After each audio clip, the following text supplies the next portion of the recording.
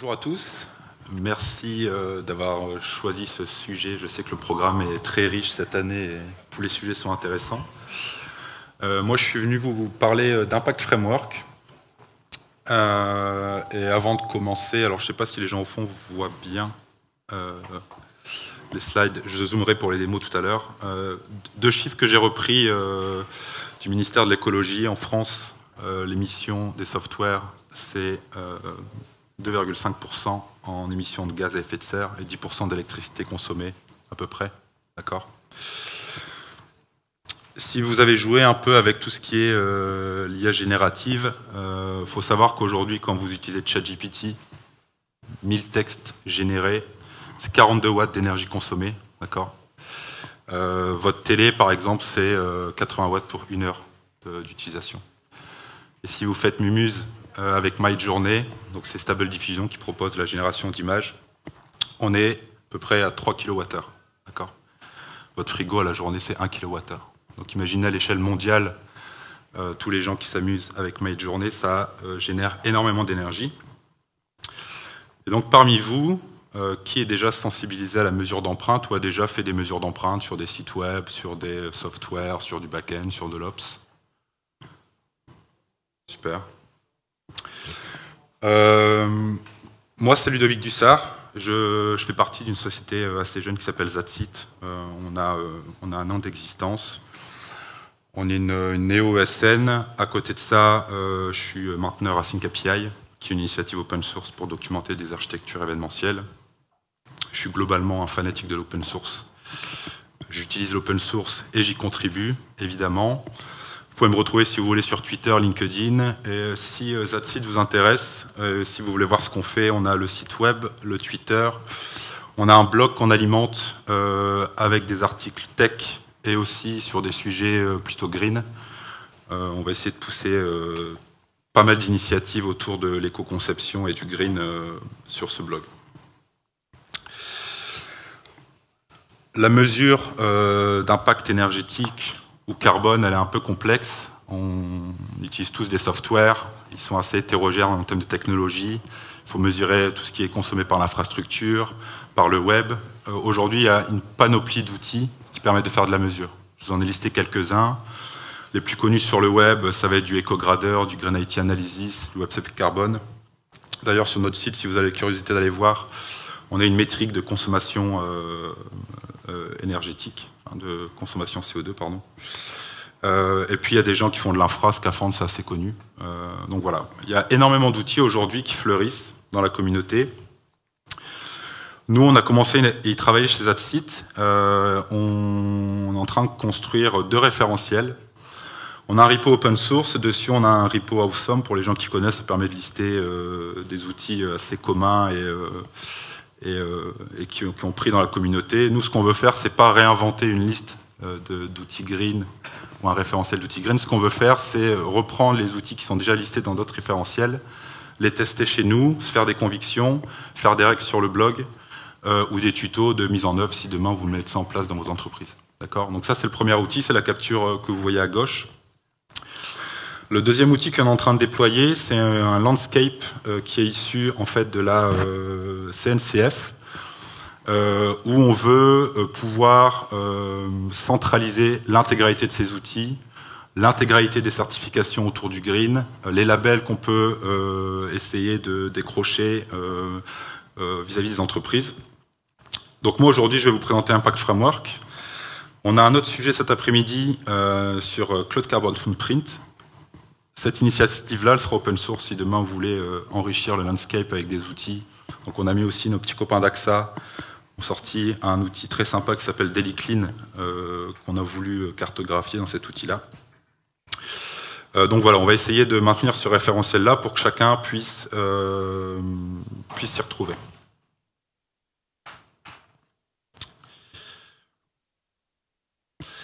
Impact Framework. C'est un outil dans une organisation qui s'appelle Green Software Foundation. Donc c'est un gros collectif de scientifiques, de chercheurs, je vais zoomer un peu, qui travaillent en fait sur des standards pour faire de la mesure d'impact. C'est très compliqué aujourd'hui, d'accord, vu l'écosystème technologique que ça engendre, le numérique. Et donc aujourd'hui, la Green Software Foundation a travaillé sur des spécifications qu'ils ont appelées les SCI, les Software Carbon Intensity Specification. C'est tout ce que vous voyez à gauche ici. Donc c'est des papiers, c'est des études, c'est des travaux de recherche, d'accord. C'est assez velu comme sujet. Et ils se sont rendus compte qu'en fait, pour pouvoir appuyer ces travaux-là, il fallait des outils, d'accord, des outils concrets. Et c'est comme ça qu'est né Impact Framework. Donc dans la panoplie d'outils pour l'instant qui proposent, il y en a 3 qui sont ici. Il y a un Carbon Awareness Data, c'est une petite API qui va vous permettre de remonter certaines mesures sur vos applications. Il y a Impact Framework que moi je vais vous présenter. Et ils maintiennent eux-mêmes un repo Awesome avec plein de ressources sur des choses pour faire du green dans le software. On a d'ailleurs mis le lien dans notre GitHub. Voilà, donc c'est une grosse communauté, essentiellement des gens issus des GAFAM, d'accord, mais ça grandit de plus en plus. Moi, je vais faire le focus sur Impact Framework. Le leitmotiv de l'outil, ça va être de permettre de calculer n'importe quel type de consommation et de typologie de software, d'accord, et pouvoir partager tout ça au monde. Okay. L'idée, ça va être de sortir des métriques sur l'impact environnemental des softwares. Et pour faire ça, on va pouvoir faire des observations sur nos systèmes, d'accord, récupérer des KPI de consommation. On va pouvoir les transformer en unités d'impact. Donc l'unité d'impact, c'est quoi? C'est la consommation énergétique, la consommation d'eau, l'émission carbone, d'accord. Et l'outil va nous permettre d'effectuer des simulations, d'ajuster certaines variables pour voir si demain on change de cloud provider, eh ben on va être moins consommateur d'énergie, par exemple. Et tout ça, c'est basé sur des fichiers statiques qu'on va pouvoir stocker, diffuser, challenger, démocratiser, d'accord. Et je vais vous présenter un peu ce qu'on peut faire avec ces fameux manifestes proposés par Impact Framework.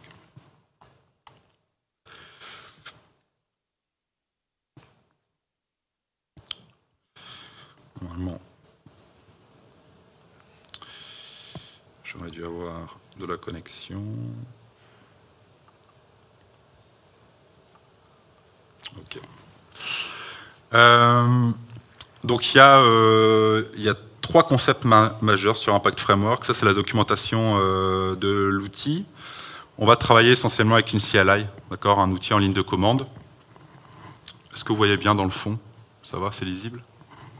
Moyen? Ok. Donc on va tirer en fait, tout l'écosystème est fait en JavaScript, on va tirer une dépendance en global, on va avoir une petite ligne de commande ifrun, d'accord. On va être capable de lui passer un manifeste à exécuter. Et Impact Framework va faire le travail qu'on lui a décrit dans un manifeste. Okay. Le manifeste, ça va être un fichier YAML qui va permettre de décrire la pipeline de mesures qu'on veut établir, d'accord, en fonction des composants de notre software. Il va se composer de plusieurs blocs. On va avoir une première partie d'initialisation avec des plugins. Donc c'est un écosystème JavaScript. Donc en fait, la communauté aujourd'hui peut proposer des plugins de mesure. Ok. Il va falloir tirer cette dépendance-là et on va dire au manifeste, moi j'ai besoin d'utiliser ce plugin-là dans ma pipeline. Ok. Donc on va avoir une petite partie initialisation. Et ensuite, la partie ici, Treat Children, va nous permettre de composer des pipelines de mesure. Donc on a 2 parties principales. On va avoir une partie observation. Okay, on va récupérer des métriques de nos softwares, de nos computes, de nos bases, etc. D'accord. Et on va avoir une partie vraiment compute où là, on va pouvoir indiquer Impact Framework qu'on veut, par exemple, sortir une mesure en énergie ou une mesure en carbone. D'accord. Le 3e élément, c'est les inputs, c'est primordial. Les plugins, pour travailler, ils ont besoin de se nourrir d'inputs. Vous allez voir, en fait, on a différents plugins qui nécessitent différents inputs. Et l'idée, ça va être de pouvoir leur fournir la donnée nécessaire pour qu'ils puissent faire leur calcul. Et on va voir ça juste après. Et donc, on va avoir besoin d'utiliser des plugins. Donc ce que je vous ai mis à droite, c'est un exemple de manifeste que vous pouvez retrouver sur la doc. Vous voyez, en fait, on va déclarer une suite de plugins, d'accord. Ils vont s'exécuter les uns les autres. Et comment ça marche? Chaque plugin a besoin d'input, génère des outputs, d'accord. Je vous ai mis un exemple ici sur le schéma. Moi, je vais vous montrer un plugin qui s'appelle Mock Observation. Lui, son rôle, c'est de moquer de la donnée, d'accord. Ça, c'est bien quand on veut jouer un peu avec la solution. L'idée de ça, c'est qu'on va sortir des outputs qui vont être nommés par des clés. Quand vous voyez un CPU/utilization, typiquement, c'est l'utilisation CPU de votre software. Okay. On a pareil pour la mémoire, on a pareil pour le network. Les inputs qu'on va prendre en entrée vont être toujours fournis en output, et le plugin d'après va se nourrir des outputs du plugin précédent en input, et ainsi de suite. D'accord. Donc ça, c'est vraiment le fonctionnement des plugins. Voilà, à partir de maintenant, je vais faire que des démos. Si j'ai accès à mes pages. Il y a beaucoup de monde hein, aujourd'hui. Ok. Donc l'initiative propose un quick start.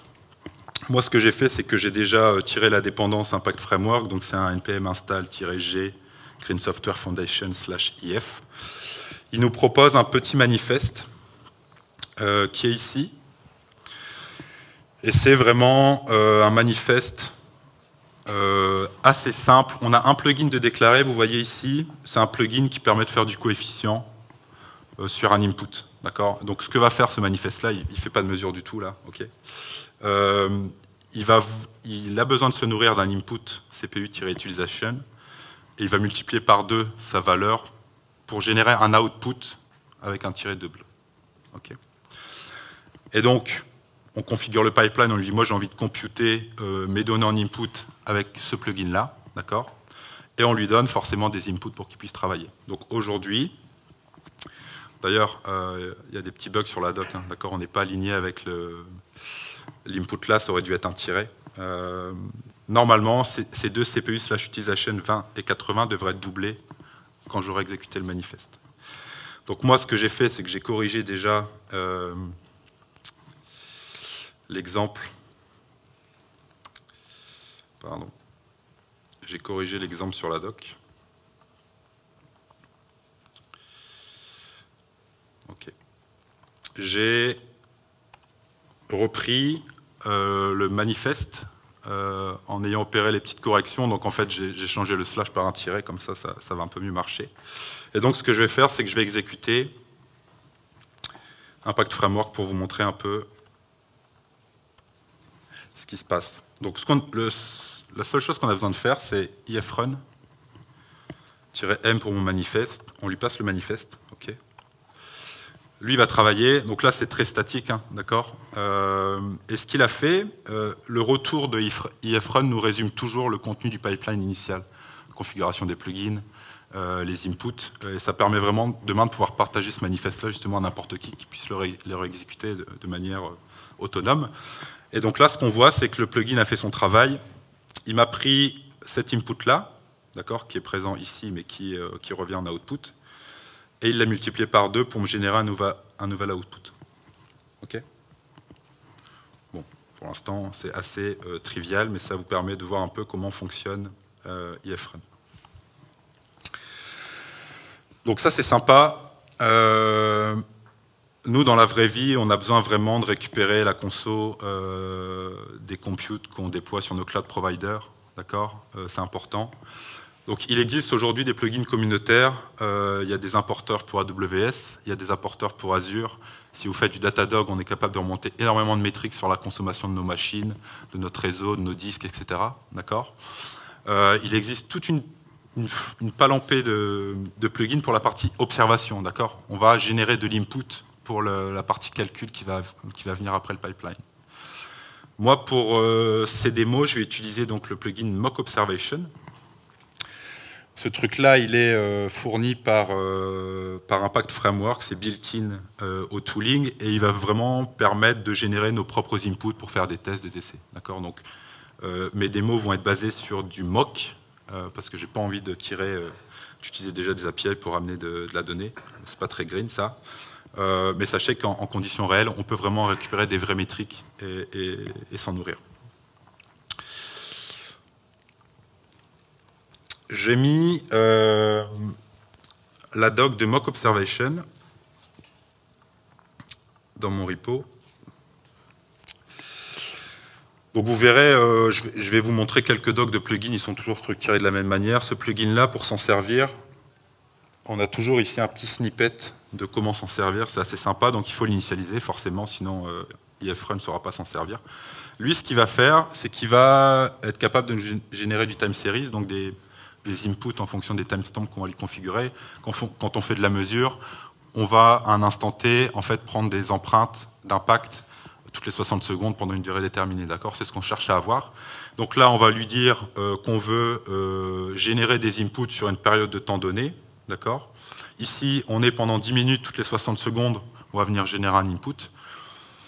Pour des components, alors les components, c'est vraiment les composants de votre software. Ça va être une base de données, ça va être une instance de compute, ça va être un load balancer, d'accord ? Et chacun de ces composants, forcément, génère de l'empreinte. Donc là, dans l'exemple, ils ont nommé ça instance type. Vous verrez, on ira un peu plus loin dans l'approche. Et donc, il y aura un input par component par time series. Okay. Donc là, entre 6h et 6h10, toutes les 60 secondes, on a 10 inputs. Comme on a 2 components, on aura 20 inputs en tout. Okay. Et ensuite, on va pouvoir générer un certain nombre de choses. On va pouvoir générer des inputs communs. Donc, toutes les sorties hériteront de ces inputs-là. Et des choses un peu aléatoires. Vous savez, en fonction des pics de charge de nos softwares, de la fréquence d'utilisation de nos sites web, forcément, les consommations CPU mémoire varient. On peut faire varier sur du mock également ces paramètres-là, grâce par exemple à la méthode random int, où là, vous voyez, mes métriques CPU utilisation, mémoire utilisation vont varier entre 1 et 99. C'est le plugin qui va générer ces valeurs-là pour moi. Donc, ce qu'on va faire, c'est qu'on va utiliser mock observation, et je vais vous montrer un peu comment on peut enrichir l'observation de nos outils. Donc, j'ai un petit YAML ici. J'ai repris l'exemple du site. Pour éviter qu'on soit noyé dans les inputs qui vont être générés, là, moi, je vais prendre une capture sur une seule minute. D'accord ? Donc, 1 minute, 60 secondes, 2 components, on va avoir seulement 2 inputs, un pour chaque component. Okay ?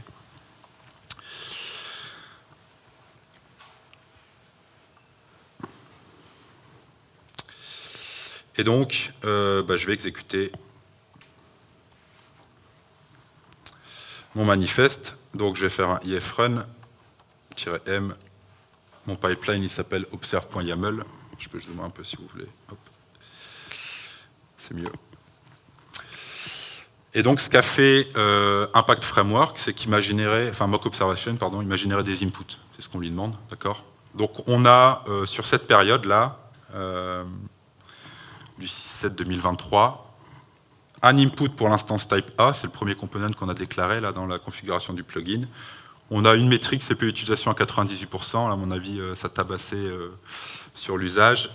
Utilisation mémoire 85, et sur la deuxième métrique qui est générée, le random a été un peu plus light.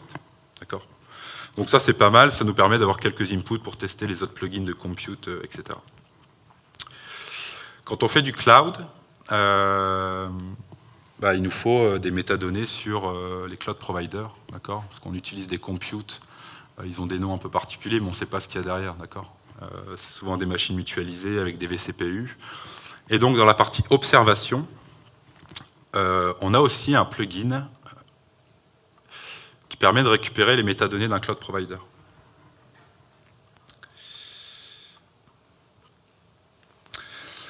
Donc, ce plugin-là s'appelle Cloud Metadata. Et lui, ce dont il a besoin en input, donc ça c'est typiquement la structure de chacune des documentations des plugins. Lui, ce qu'il a besoin, c'est un timestamp, une duration, c'est très bien, on vient de voir qu'on arrive à les générer avec mock observation. Et ensuite, pour pouvoir nous sortir des vraies métadonnées, il veut savoir quel vendor cloud on utilise et le type de machine qu'on utilise, Cloud Instance Type. D'accord ? Aujourd'hui, ce plugin-là, les gens qui l'ont implémenté, ils ont élaboré un référentiel sur base de fichiers CSV, donc c'est statique, c'est très bien. Pour la partie GCP, c'est pas supporté parce qu'il y a d'autres plugins type Carbon Footprint qui sont intégrés à Impact Framework qui permettront de sortir des métriques pour GCP.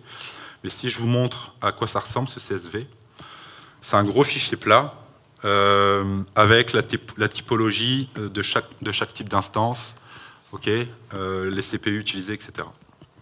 Donc ce qu'on va faire, nous, c'est que déjà on va modifier le manifeste pour lui dire d'utiliser en plus de mock observation Cloud Metadata. D'accord ? Ça va vraiment venir enrichir nos inputs. Donc moi, ce que j'aime bien faire, c'est forcément me baser sur la doc d'utilisation. Ce que je vais dire à mon manifeste, bah, c'est déjà, j'ai besoin d'utiliser Cloud Metadata en plugin. D'accord ? On voit bien qu'ici, ça vient d'un package npm if plugins que j'ai tiré au préalable. Okay. Donc le manifeste, a priori, saura s'en servir. Je vais lui dire dans mon pipeline d'observation, eh ben, utilise-moi Cloud Metadata. Donc il faut reprendre ici la petite déclaration qui est là. D'accord ? Et aujourd'hui, les components là, qui permettent de générer des inputs, c'est pas la bonne clé. Le plugin, lui, il a besoin d'un truc qui s'appelle Cloud Instance Type. Okay. Il a besoin d'un truc qui s'appelle Cloud Vendors en input. On va partir sur de la AWS. J'ai rien contre Azure, mais j'ai fait mes répètes sur AWS. Et puis, eh ben, il faut que je lui donne des choses qui sont dans le fichier CSV. Donc, ce que je vous propose, c'est que je vais prendre au hasard des typologies de machines. Donc là, on a du CX large. Et puis, je vais prendre une grosse machine, là, C5 A2 large. Ça me paraît pas mal. Je vais lui mettre la première ici. Je vais lui mettre la deuxième là. C3X large, OK. Donc là, a priori, je devrais déjà, à l'exécution de cette nouvelle version du manifeste, avoir plus d'infos. Okay. Si j'ai pas fait d'erreur dans ma pipeline, donc il y a évidemment une validation d'erreur. Si on met les mauvais inputs, on a des erreurs en sortie. OK, ça a l'air, on a l'air d'avoir déjà plus d'inputs. Donc, Mock Observation nous a généré les premiers prérequis. On a, en plus de ça, donc ça, c'est ce que moi je lui ai indiqué, d'accord ? Pour le C3X large, par exemple, on va avoir les CPU proposés par AWS et ceux qui sont vraiment alloués quand on pop une compute sur ce type d'instance. Donc ça commence à être intéressant. Pour faire de la mesure, il faut qu'on connaisse la typologie de l'infrastructure qui fait tourner notre software. Okay. On a 7 gigas de mémoire disponible, on a même le nom du processeur physique, et on a aussi le TDP. Le TDP que vous voyez en bas, là, ou ici, ici. Ça, c'est l'empreinte thermique d'un processeur, donc c'est la chaleur que va dégager un processeur. Et ça nous intéressera dans les mesures, puisqu'en fait, on va mettre un système de refroidissement par au-dessus, et c'est vraiment lui qui va consommer de l'énergie. Et donc, c'est pour ça qu'on a besoin de ce genre d'input dans les plugins de compute. Et ça, c'est le plugin Metadata qui me le ramène sur base du CSV que je vous ai montré juste avant. Donc ça, c'est plutôt cool. On a pas mal d'inputs déjà. Et ce qu'on peut faire aussi, quand on a plusieurs types d'instances, c'est qu'on peut demander à Impact Framework de regrouper les outputs en fonction d'une clé. Donc si je demande par exemple à Impact Framework de me générer des inputs qui sont regroupés par les instances type, là je vous en génère que 1 pour chaque component, mais si vous en avez 30 pour les deux components, on va commencer à se noyer un peu dans les sorties. Normalement, si je fais ça, il devrait... Je vais nettoyer un peu. Ok, je vais zoomer, je vais rejouer. Ok. Ce qu'il a juste fait, c'est que lui, il m'a juste catégorisé les inputs en fonction des instances type. Okay. Donc ça permet vraiment de peut-être structurer sa donnée pour pouvoir la retravailler plus tard, si vous voulez jouer avec énormément d'observations. Est-ce que ça va? Ça vous réveille? C'est bien. Je ne vous ai pas perdu. Bon, ça c'est cool. on a de quoi nourrir nos plugins de compute. Moi, ce que je vous propose, c'est de voir un peu la conso d'énergie que génère aujourd'hui le site zatsite.fr.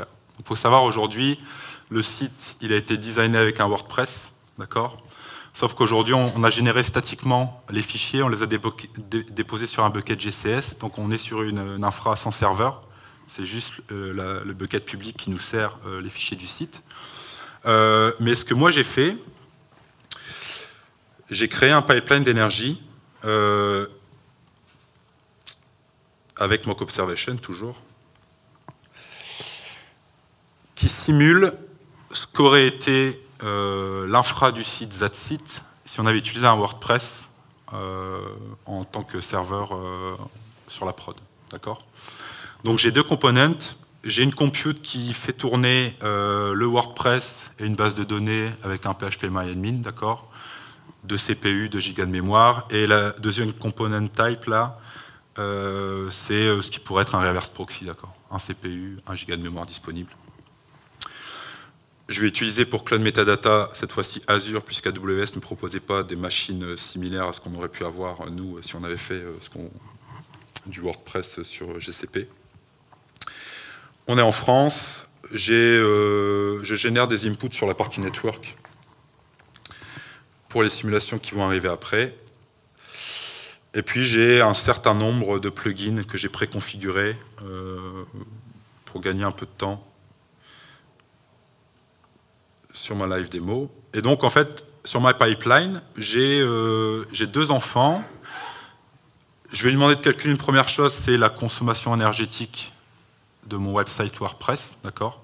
Donc j'ai repris les 2 observations, j'ai un petit plugin qui map un input, parce que la clé générée est pas celle attendue par les plugins de compute, donc je fais juste un petit coefficient x1 et je change l'output, ce que je vous ai montré dans le Getting Started. Ok. On va regrouper ça par instance. Et mon deuxième enfant, là, c'est ce qui est actuellement la consommation énergétique du site, propulsé par GCS, d'accord ? J'utilise un plugin qui s'appelle Ramble Resilio. Ramble, c'est une boîte suisse qui est spécialisée dans la mesure d'impact, qui a développé un plugin qui permet de mesurer justement l'empreinte énergétique de GCS. Okay. C'est ce que nous on fait aujourd'hui pour notre site. Alors c'est toujours bien quand on utilise des plugins Impact Framework d'aller voir un peu les études qui ont été faites, etc. Parce que bon, on va nous sortir des chiffres, mais est-ce qu'ils sont vraiment pertinents ? Moi, je ne suis pas un scientifique, donc je n'irai pas challenger tout ce qui a été fait, mais quand on commence à s'intéresser au papier, c'est un peu du sérieux. Ce qui fait ce plugin-là, c'est qu'il a besoin d'une durée de rétention des fichiers sur un bucket. Je suis parti du principe, nous, qu'on ne va pas changer les fichiers pendant 1 an. C'est encore une fois des hypothèses. Hein. Impact Framework permet aussi de mettre en place des hypothèses, de faire des tests, etc. Et par contre, le data store, là, le deuxième input, j'ai demandé à Google combien pesaient nos fichiers. On est sur 80 MB de fichiers statiques HTML, d'accord, sur le bucket. Le site, aujourd'hui, il fait 80 MB. Et ce plugin-là va nous sortir forcément les inputs qu'on lui a donnés, plus la consommation énergétique induite par le storage GCS. Okay. Et donc, c'est ce qu'on voit ici.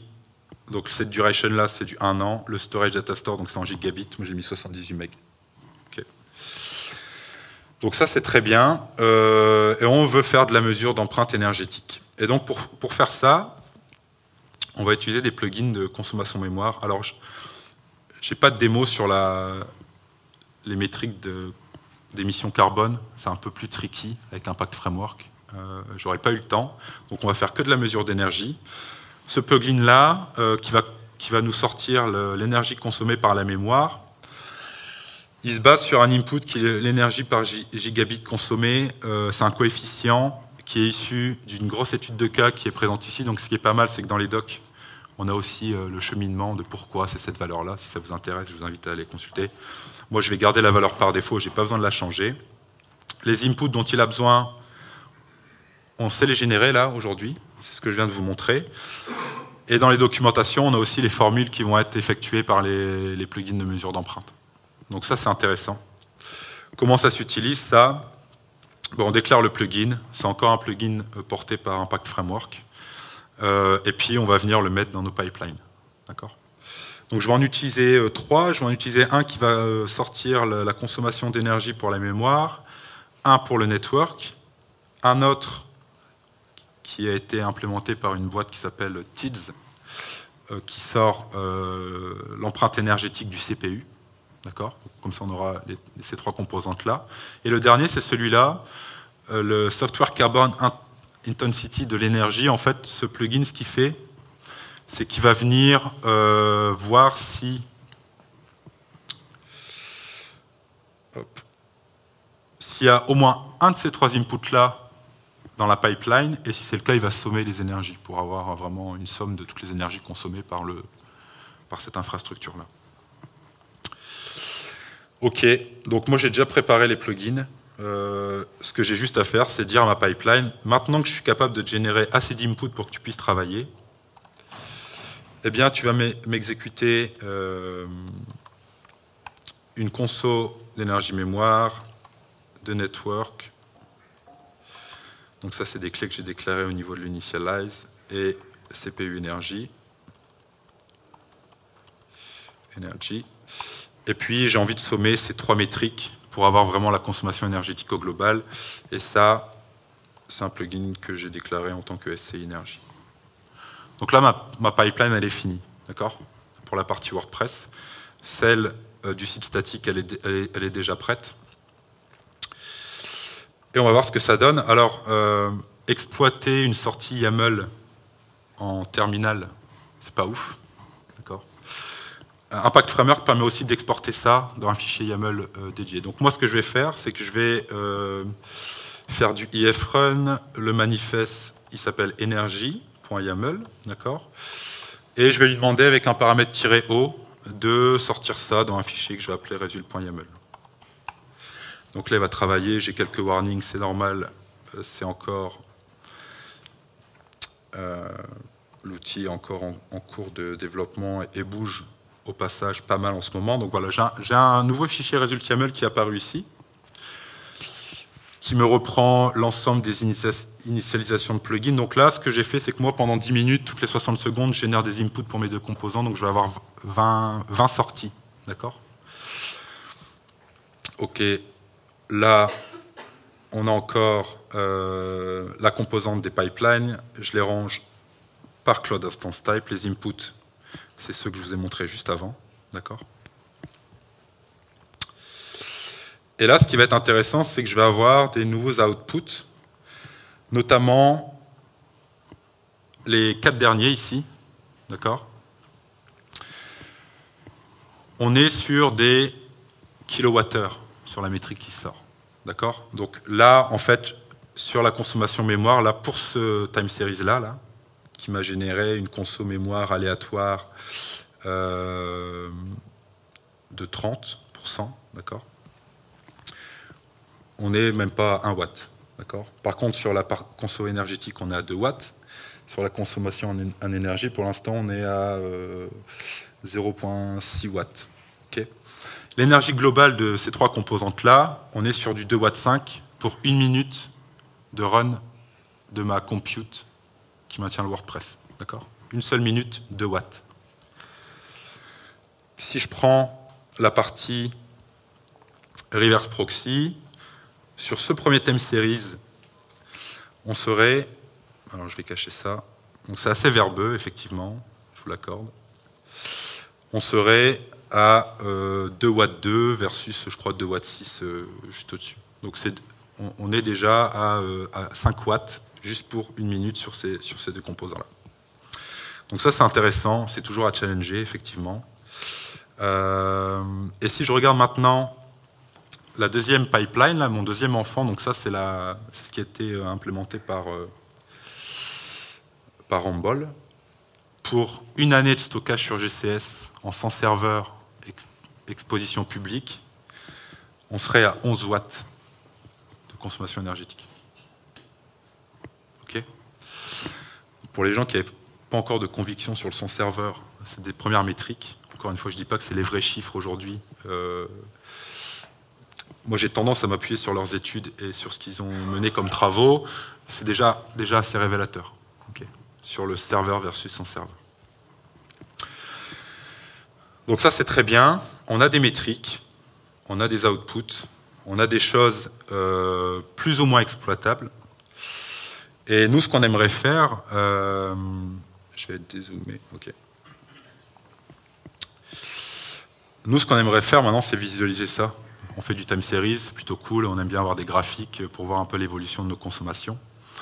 Et donc, il existe un plugin Grafana dans Impact Framework. D'accord ?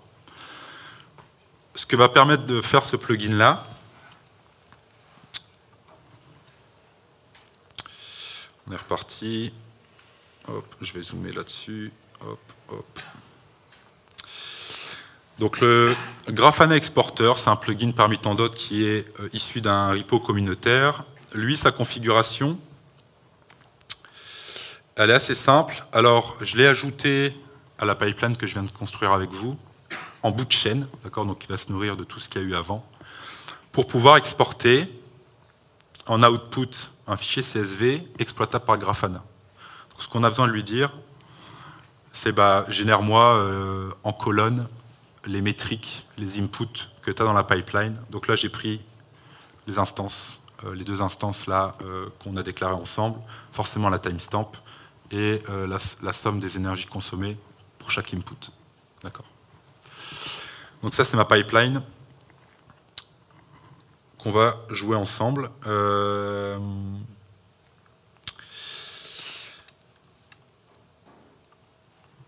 vais générer le fichier. Donc je peux faire un ifrun-m, c'est energy with Grafana. OK. Là,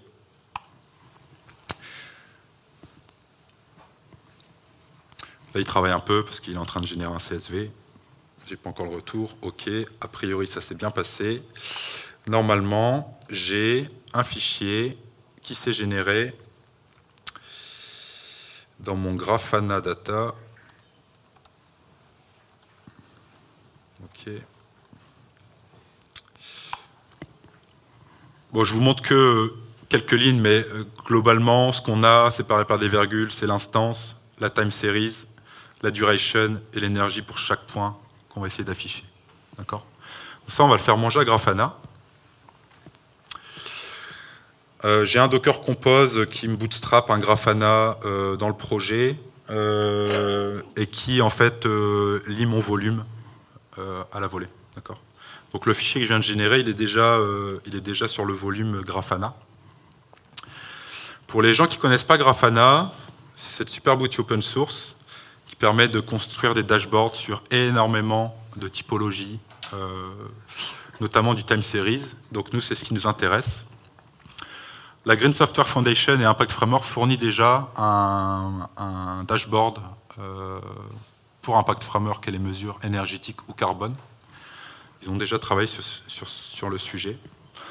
Le prérequis qu'on a à faire, c'est charger le data source qu'on vient de générer, le CSV. D'accord ? Donc moi, pour les besoins de la démo, c'est un data source CSV qui est ici.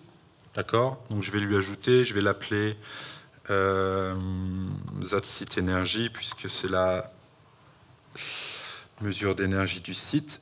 Je suis en local. Ce que j'ai généré, c'est accessible sur le volume varlib grafana CSV. J'ai généré un fichier grafana export. Normalement, il devrait le trouver.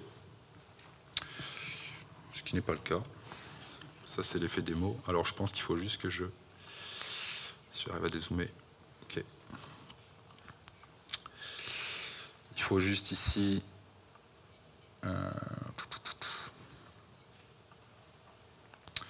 Grafana data, Grafana export, OK. Refresh. Je pense que ça va aller mieux.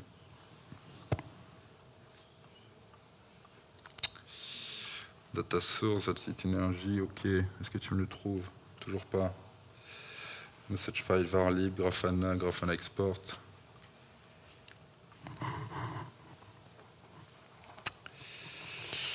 Il est là. Sur mon compose, il est monté sur varlib grafana CSV. Grafana export.csv. Ouais, il est capricieux aujourd'hui.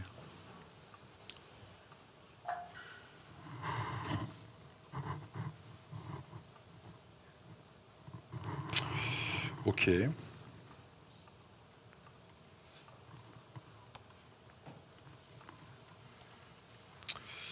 Je vais aller voir.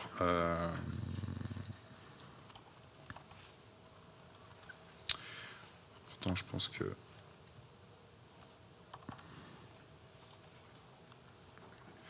Est-ce que vous voyez quelque chose que j'ai mal écrit? Grafana export.csv.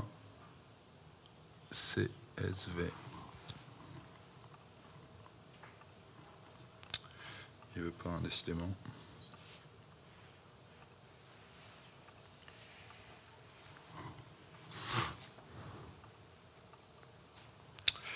Ok. Ce que je vais faire, c'est que je vais restart mon service. Et si ça marche pas, c'est dommage. Ça marchait hier soir. Mais...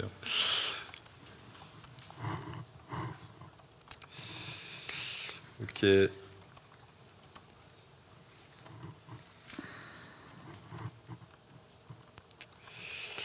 Impact Framework, Grafana.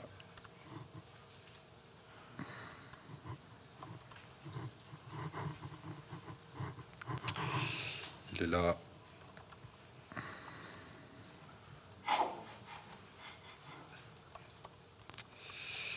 Je fais un stop.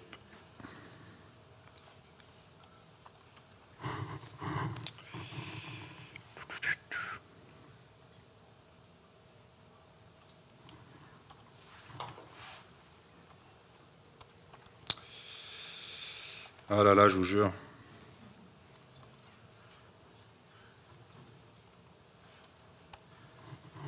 Ok. J'ai ma commande. Restart. C'est tout bon. Je vais quand même rafraîchir mes sources ici. Reload. Ok. Alors, est-ce que tu as démarré?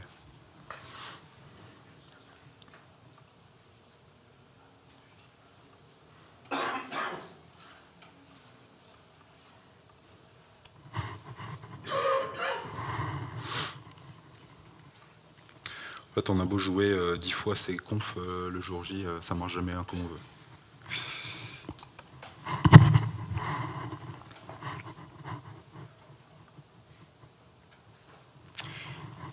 Il n'a pas l'air de vouloir démarrer. Il n'est pas content.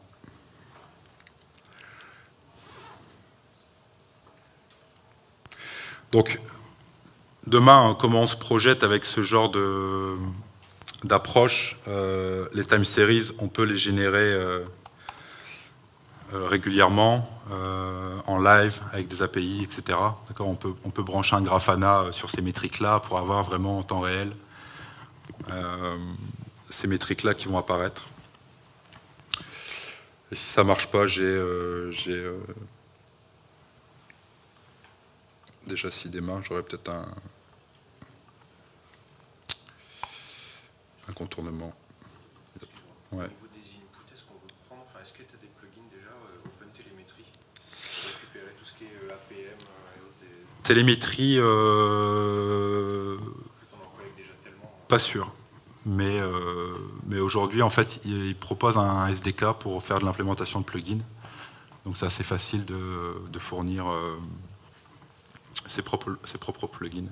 Il y a un Explorer que je n'ai pas montré. Bon, il ne veut pas. Quel dommage. Et j'ai pas de capture d'écran. Ah, ok. Bonjour Grafana. Ok. Alors, je fais un dernier test. Et si ça ne marche pas, je passerai à la suite. Ok, data source, on va faire du CSV. Est-ce que tu vas me trouver mon fichier site-énergie. En local, on est sur du Grafana Export. Oh, ok. Ça va. Donc, j'ai su charger mon CSV. C'est magnifique. Merci Grafana. Merci Docker. Vous êtes géniaux. Voilà, donc j'ai mon CSV. Vu que j'ai down mon image, forcément, mon dashboard, il n'est plus là. Je vais le créer, c'est pas grave. Je vais faire un import. Ça va me permettre de vous montrer que c'est facile de charger.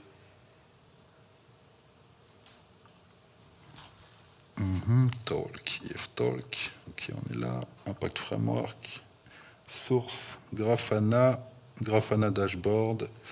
Oui, importe-moi ça. Ok. Bon, normalement, j'avais un petit hello clone norm, ça, c'est pas grave.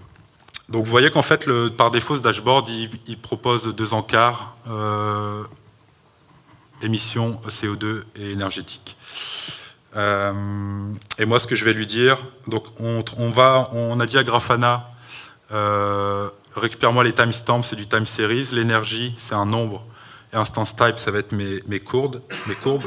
Et ce que je peux lui faire, c'est que je peux lui charger ici mon dataset qui, normalement, devrait s'afficher et qui ne s'affiche pas. Dommage.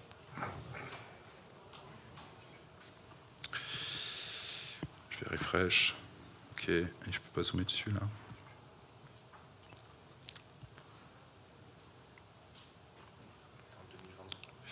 Ouais.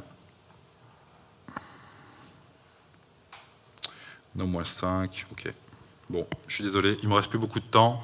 J'aurais voulu vous montrer la courbe, le nuage de points là, qui aurait résumé typiquement tout le sujet de la conf. C'est quoi la suite?